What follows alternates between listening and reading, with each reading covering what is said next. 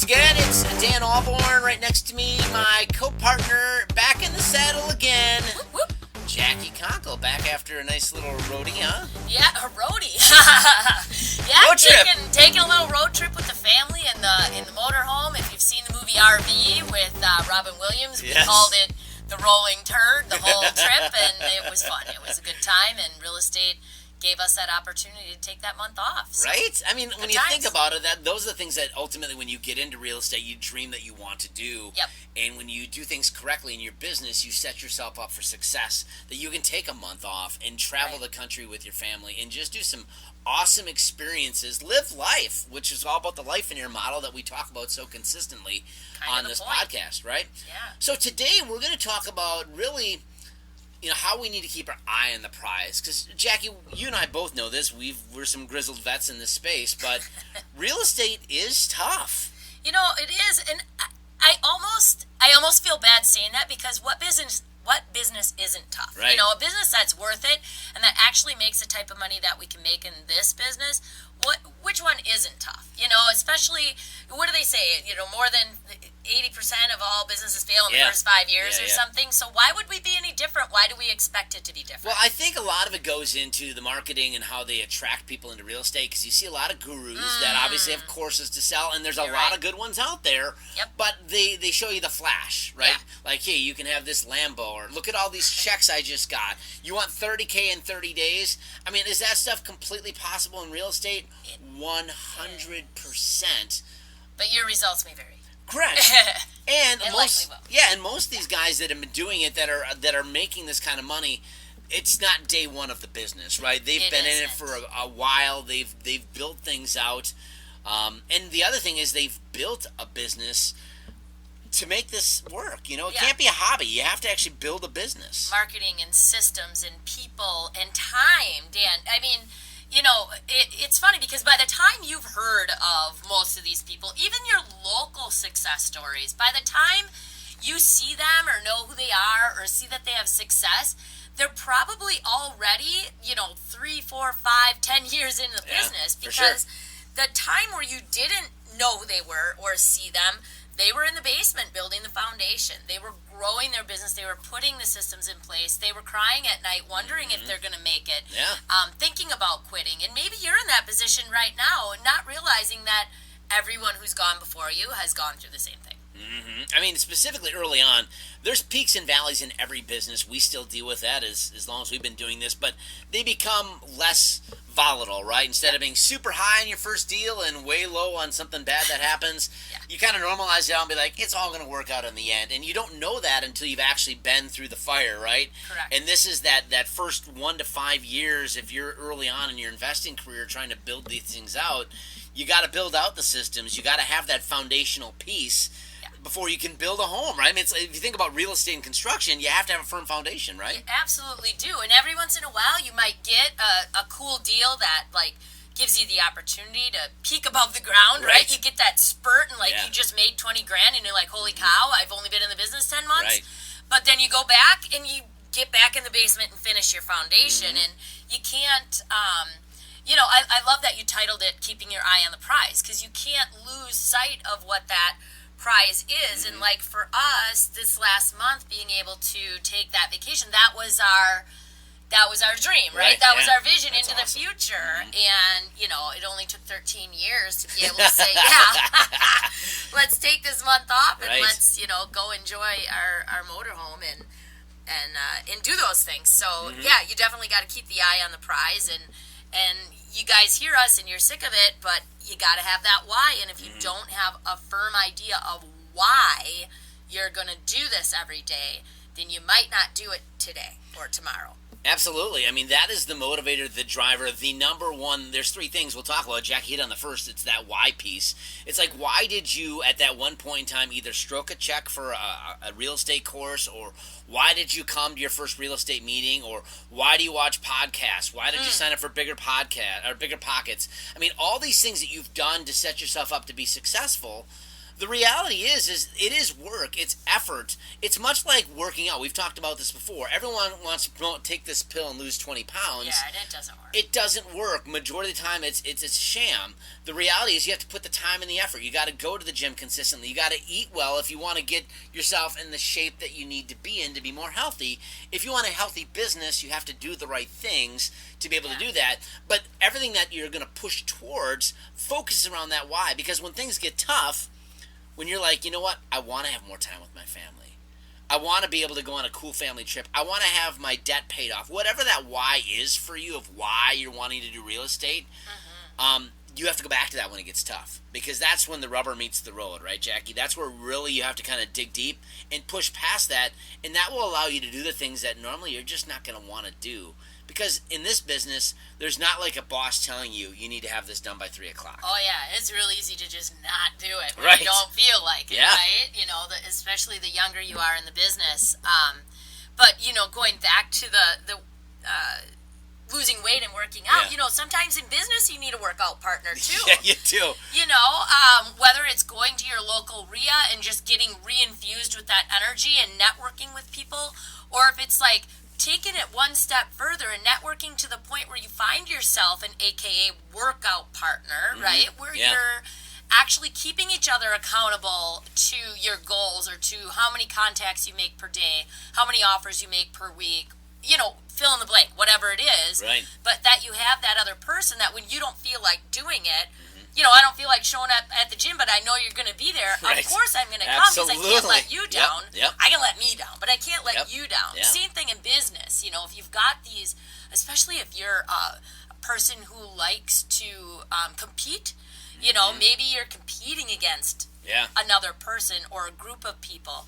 That's what makes it fun, and it also keeps your eye on the prize. Yeah, and oddly enough, that is the number 2 thing on this list. The first is really knowing your why. Secondly is just networking and collaborating. Having people, like Jackie mentioned, that can keep you accountable. The other element of this, too, is let's say you're very good at one element of things, but maybe there's another aspect of the business you're not. Maybe you're really good at going out, like for me, I'm great at going out and talking to people and networking, and that to me is not a problem, but some of I can do the back office stuff and I understand it, I get it. That does not excite me. That doesn't fire me up. So, yeah, so I've collaborated with people and we've built out a business now that we have people on the team that do that kind of stuff, whether it be VAs or actual other partners that do some of those elements that don't fire me up, but they're so critical to have a business. You can't skip. Right, you can't skip that, right? So you have to know your strengths. And if you get to the point in your business that, you know, early on it's good you do it all because you have to understand it, right? You have to know it. But once you get to that point, maybe you start talking to other people. And, hey, you want to work together, want a JV? Maybe that blossoms into something larger. I mean, majority of the businesses that I see today, it's not a solopreneur. Right? They build a team, don't they? Right. Yeah, absolutely. Focus on your strengths and go out and delegate your weaknesses. Absolutely. 100%. Because you got to figure, even if you split 50% of something, it's better than 0% of nothing, right? 100% of nothing. Right, 100% of nothing. Thank you. It's got to be your bull. Yeah, exactly. Yeah, and you know, and here's the bottom line truth. Whether it takes you a year or 5 years, that first 1 to 5 years is the grind, and you're building that foundation. But the truth is, you can't skip it. You know, no matter how hard you try, I don't care what business you're in, I don't care who you are, you cannot skip it. You can't build a house without a foundation, and the same goes for a business. So you might be going through it, but again, those are the most important times to reach out and use your lifelines. Yeah. Absolutely. And part of it is going to hurt. It's not going to be fun. Just going back to the working out analogy, early on, when you first work out that first day or two, what is happening with your muscles the day or so after that? Oh, it's killing you. Yeah, they're sore, they're lethargic, but you're 2 to 3 weeks in on that same workout routine, guess what? Your recovery time is better. You understand how to do the exercise more proficiently. It's the same thing with your business. You're learning how to implement things, and you're going to tweaking things and changing things based upon what you want to do.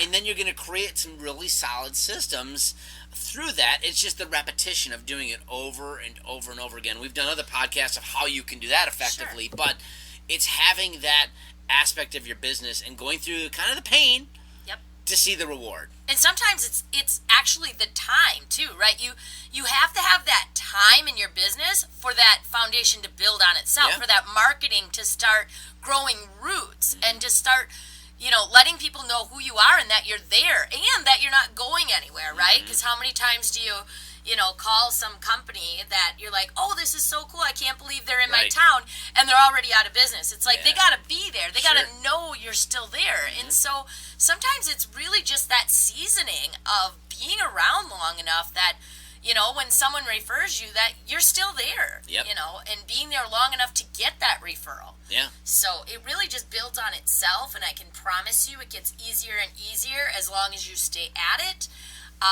But, we're in the year 2020, and this is year of the COVID and the crazy.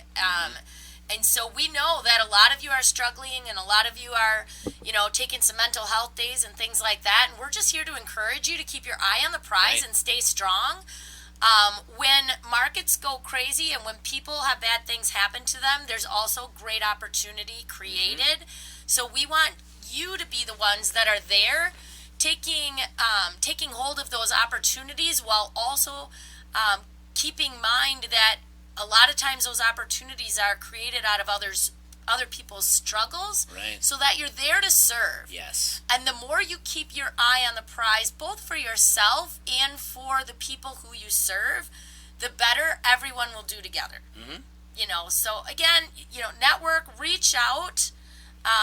Even if it is still 2020 when you hear this, reach out. There's definitely people there that can work with you and serve alongside you. Absolutely. There are people local at your local REIA. I mean, that's when we obviously get together. That's the whole point. That's one of the benefits of coming to the club, is networking with other people that are actually doing deals. And that's the great thing about the Appleton REIA, that I think we just have great people that give from the heart and want to serve, and they're just willing to help out when necessary. So that's a great thing. So it's having that why, right? We talked about network and collaborating. So this last piece of the puzzle, I think, is so important, specifically even for more of us seasoned real estate investors, because it can become very mundane. Early on, when you get a deal, it is like the highest of highs. It's like, it almost feels like you won the lottery, you're at Disneyland, whatever you feel like the highest, getting married, having your first child. I'm not going to compare it necessarily to that level, but it's close, right? There's that excitement, the exhilaration, all that stuff. So this element is, okay, once you have a win, you need to celebrate it. And over time, when you're doing multiple deals a month, or you have other things that are going on, or you're working a lot of different stuff, the fluidity of a day-to-day business, because that's what you're building, can drag on you. So you need to go back and find out what is the wins. And sometimes it's not always getting a contract. Maybe it's something like you're early in your real estate business, and you're like, you know what? I really didn't want to do some cold calling, but I made 10 cold calls today. Yep, you got over the hump. You need to set the goal. Broke the ice. Yeah, and when you meet that goal, do something to celebrate. Maybe whatever like, hey, I'm going to go and have dinner, or whatever the case may be, or whatever goal you want to set, something that's rewarding to you, or maybe whatever. Or bring someone in along that line to also hold you accountable. So this ties into that, but you have to celebrate the wins. Yeah, I agree. And, in the beginning, that was like all we could look forward to. Every time we hit a goal, for Brett and I, it was going out to dinner, because with young kids at the time, like very little kids, we just didn't ever do that just to do it. So it was really a special thing to like actually go out without the kids and have a nice dinner, and we made sure to celebrate those wins, and we looked forward to it. We wanted to reach our goal. So whatever that is for you, I mean, maybe you're sick of eating out, but whatever it is for you, maybe you go get a massage, or get a mani or a pedi, or I don't know who you are, whatever you need. Right. Could be maybe you're making a purchase and you have the money there, but you're not going to buy it until you actually hit this goal, right? That's cool. So there's different elements. There's different drivers for different people, but this goes back to having those small goals, like those daily or weekly goals, and then of course the big goals. Obviously it's getting the contracts, getting multiple contracts, net income you're making per deal. I mean, you can really go super grandiose to the very minute, but it's having small steps along the way, because you build on the big wins with the small ones that you have. Yeah. And if you don't celebrate some of those small things, it becomes very monotonous, and you're going to hit some roadblocks from time to time. Jackie, you and I both know this. And early on, most people are just going to quit. So if you can't celebrate some of these things alongside of the other elements that you're doing and having your why and having those people to help drive you or building a team, you're going to find yourself struggling maybe more than other people, perhaps, if you don't have some of these elements in place. One of my great mentors back in the beginning of me becoming an entrepreneur was Jeff Olson. He wrote the book, The Slight Edge. He talks about the 1%, and he told me the big deal is a bunch of little deals strung together. Chasing a big deal is just a ton of work, but if you could just string together a bunch of little deals, so the same is true of goals, right? When you have a big giant goal of I want to make X amount of dollars this year, break it down into the little goals and celebrate the win for each goal, because that big goal is a bunch of little goals strung together. And the other element I think with that book too is it talks about that. Let's say maybe you've had some rough patches and you aren't meeting your goals. Well, you know how you can change that? You just do something differently. It's 1% better. You're 1% better today by doing that one thing and turning the page, accepting it. And we've talked about this before too. Giving yourself permission, being like, it's okay, I did that. It's done. Burn it. I'm moving forward. I'm doing this one thing tomorrow that gets me that 1% closer to my goal. Right on. So that's part of that element too, guys. And that's part of those celebrations and those small things, whatever it may be. So if you can really look at these three things we talked about today, and there's more, but I think this really encapsulates most of it, is having your why, networking and collaborating, and then really celebrating your wins. That is how you keep your eye on the prize and can help you build a sustainable business to serve you, your family, your community, and so many other people, depending on how you're building your business to be. So awesome. Cool, guys. Well, hopefully that's helpful for you today. I mean, that's the point of the Appleton REIA podcast, like Jackie talked about, to motivate, to encourage, to give you guys tips, techniques. I mean, we try to run the gamut here to help you run your business more successfully. Sometimes we focus on the personal, sometimes we focus on the business sometimes. I think today is probably maybe a little bit of both. A little mixture. So if you guys want to know what's going on with Appleton REIA, of course, AppletonREIA.com to find the latest happenings, what's going on. And don't forget all the great savings and discounts by being a member. Log on today, find out more. You can sign up right through the website to learn more. And of course, once you sign up, you'll be notified of the latest podcast. You'll get an email saying, hey, here it goes.